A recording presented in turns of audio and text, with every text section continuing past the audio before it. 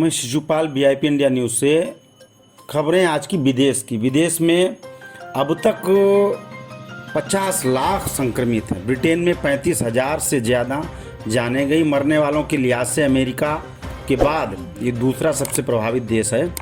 और रही बात अमेरिका की, तो अमेरिका में दूसरा नंबर है। यहाँ पे अमेरिका में 15,70,000 से भी ज़्यादा मामले सामने, 93,000 से ज़्यादा मौतें भी हो चुकी हैं। और लेकिन इसी बीच में डोनाल्ड ट्रंप ने बयान दिया है जिसमें कई पार्टियां एतराज़ जता रही हैं। उन्होंने कहा कि मैं इसे बुरा समय नहीं मानता। इसका मतलब है कि हमने किसी से और कहीं ज़्यादा टेस्टिंग की है। डेमोक्रेटिक नेशनल कमेटी ने इसकी आलोचना की। डेमोक्रेटिक नेशनल कमेटी ने ट्रंप के इस बयान की आलोचना की है। कमेटी ने ट्वीट किया कि देश में कोरोना के 10 लाख से ज़्यादा केस मिलना पूरी तरह से हमारे देश के लीडरशिप की नाकामी है। इसलिए पिछले हफ्ते सीनेट की बैठक में भी इस पर सवाल किए गए थे। रिपब्लिक सांसद मिट रोमनी ने कहा कि देश का टेस्टिंग रिकॉर्ड अच्छा नहीं है। हमारे यहाँ फरवरी मार्च में मामले सामने आने शुरू हुए थे। इस लिहाज से देखें तो अब तक कोई टेस्टिंग पर्याप्त नहीं है। इसमें खुश होने जैसा कुछ बात नहीं है। अमेरिका में अब तक 1 करोड़ लोगों की जांच हो चुकी है और ब्राज़ील से अमेरिका आने पर बैन लगाने की योजना बना रहे हैं लगभग ट्रंप ने कहा, मैं 1.5 हफ्ते से हर दिन हाइड्रोक्लोरोक्विन की 1 गोली जिंक के साथ ले रहा हूं। वहीं चीन ने कहा कि अमेरिका बेवजह से आरोप लगा रहा है और चीन के विदेश मंत्री झाओ लिजियान ने ट्रंप की चिट्ठी पर कहा कि अमेरिका बेवजह से आरोप लगा रहा है। उन्होंने कहा कि अमेरिकी चिट्ठी स्पष्ट नहीं है, ये लोगों को गुमराह और चीन को बदनाम करने की कोशिश है। ऐसा करके अमेरिका कोरोना को रोकने में अपनी नाकामी के लिए चीन को जिम्मेदार ठहरा रहा है। अब भी अमेरिका में कोरोना फैल रहा है। मौजूदा समय में ये जरूरी है कि लोगों की जान बचाने के लिए हम एक दूसरे के साथ दें। हम अमेरिका के कुछ राजनेताओं से अनुरोध करते हैं कि वे आरोप लगाना बंद करें, महामारी से निपटने के साथ आएं। तो FDA ने हाइड्रोक्लोरोक्विन न लेने के लिए चेतावनी दी। अमेरिका सरकार ने फूड एंड ड्रग कोरोना के इलाज या इसके रोकने के लिए हाइड्रोक्लोरोक्विन का इस्तेमाल नहीं किया जाए। FDA ने इसके साइड इफेक्ट को ध्यान में रखते हुए बात कही थी। इससे दिल की जुड़ी समस्याएं सामने आई थी। मौजूदा नियमों के मुताबिक इसका इस्तेमाल सिर्फ इमरजेंसी में किया जा सकता है। वहीं हमारे भारत में कोरोना 1,06,476 केस, असम में 2 महीने की बच्ची समेत 42 पॉजिटिव। यह एक दिन का संक्रमित का सबसे बड़ा आंकड़ा है। देश में मंगलवार को संक्रमण 6,141 मामले सामने, जिसमेम पहले एक दिन में सबसे ज़्यादा 5,049 मरीज 17 मई को मिले थे।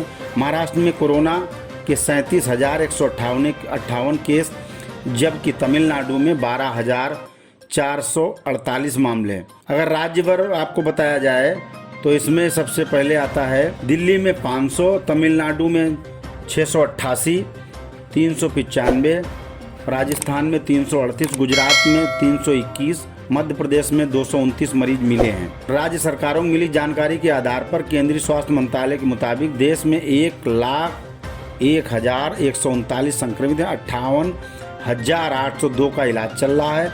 39,173 ठीक हो चुके हैं। 3,163 की मौत हो चुकी है।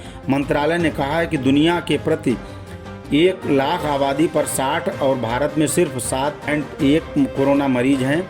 वहीं अमेरिका में 1 लाख आबादी पर 431, ब्रिटेन में 449 और इटली में 372 नए मरीज हैं। तेलंगाना में पिछले 24 घंटे में 42 नए पॉजिटिव मामले आए। इसके साथ राज्य के संक्रमितों की संख्या 1,643 हो हुई है।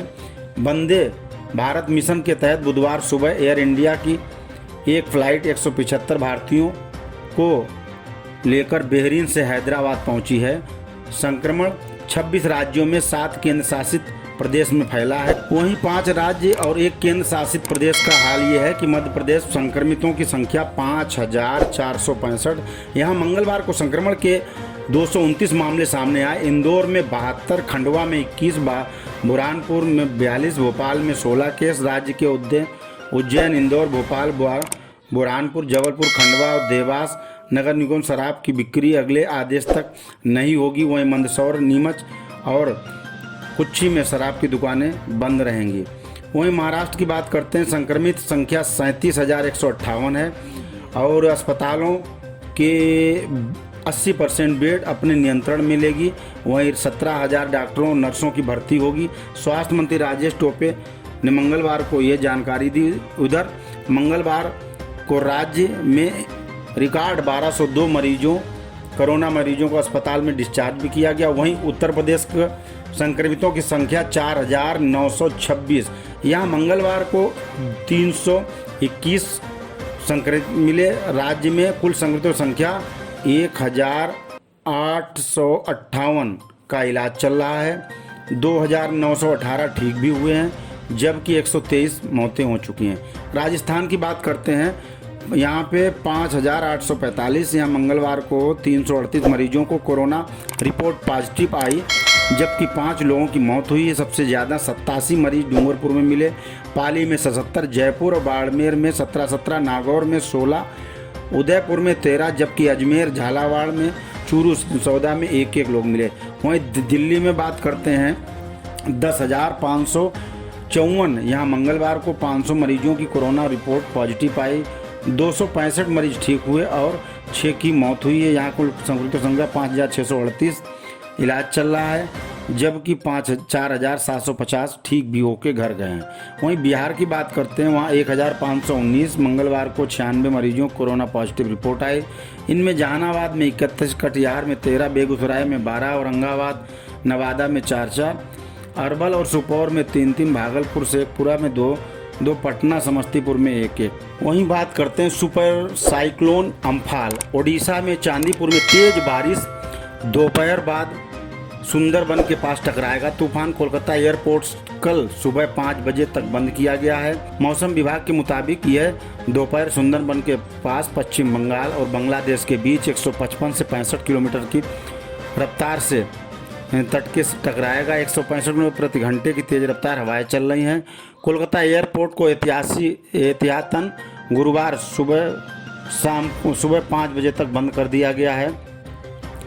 और आयुक्त पी.के. जैना ने बताया कि साइक्लोन की पारादीप 110 किलोमीटर दूर है। पारादीप में हवा की रफ्तार फिलहाल 102 किलोमीटर प्रति घंटे पहुंच गई है। 3 से 6 घंटे काफ़ी अहम हैं। मौसम विभाग ने पश्चिम बंगाल, उड़ीसा के साथ सिक्किम और मेघालय के लिए भी अलर्ट जारी किया। उड़ीसा और बंगाल में कई जगह पर आंधी के साथ बारिश शुरू हो गई है। बुधवार सुबह तक उड़ीसा के 11 जिलों में 1,19,075 लोग शिविर में पहुंच चुके हैं। सबसे ज़्यादा 32,060 लोग केंद्रपाड़ा से निकाले गए हैं। इसे देखते हुए 1,704 राहत शिविर बनाए गए हैं और वहीं इसका दबाव भी बढ़ता है। सुपर साइक्लोन अम्फान का असर बहुत तेजी शुरू हो गया। पश्चिम बंगाल के दीघा में मंगलवार को तेज हवाओं के साथ बारिश जब शुरू हुई, वहीं कोलकाता में भी तेज बारिश और हवाएं चली। बुधवार को पारादीप में हवा की रफ्तार 102 किलोमीटर प्रति घंटा, चांदवाली में 74 किलोमीटर प्रति घंटा, भुवनेश्वर में 37 किलोमीटर प्रति घंटा, बालासर में 61। तूफान में ममता बनर्जी कहा कि हम इस पर नज़र बनाए हुए हैं और रात भर कंट्रोल रूम में तूफान पर नज़र रखेंगी। अब तक 3 लाख लोग को तटीय इलाके से निकालकर शरणार्थी शिविरों में पहुंचाया गया है। बंगाल सरकार ने गुरुवार तक श्रमिक स्पेशल ट्रेन रोकने की मांग की थी। यहां लोगों को SMS के जरिए अलर्ट भेजा गया है कि इसको खाली करने के लिए टावर सायरन भी बजाए जा रहे हैं। तूफानों के हालात पर गृह मंत्री अमित शाह और ममता उड़ीसा के पूर्व मुख्यमंत्री नवीन पटनायक से बात की। उन्होंने दोनों राज्यों को केंद्र की ओर से पूरी मदद देने का भरोसा दिया है। ये सबसे बड़ा 21 साल बाद सुपर साइक्लोन देश में 21 साल बाद आया है। 1999 में चक्रवात उड़ीसा के तट से टकराया था। साइक्लोन में O5B या पारादीप साइक्लोन का नाम दिया गया था। इसे उत्तरी हिंद महासागर में आया अब तक का सबसे ताकतवर चक्रवात माना जाता है।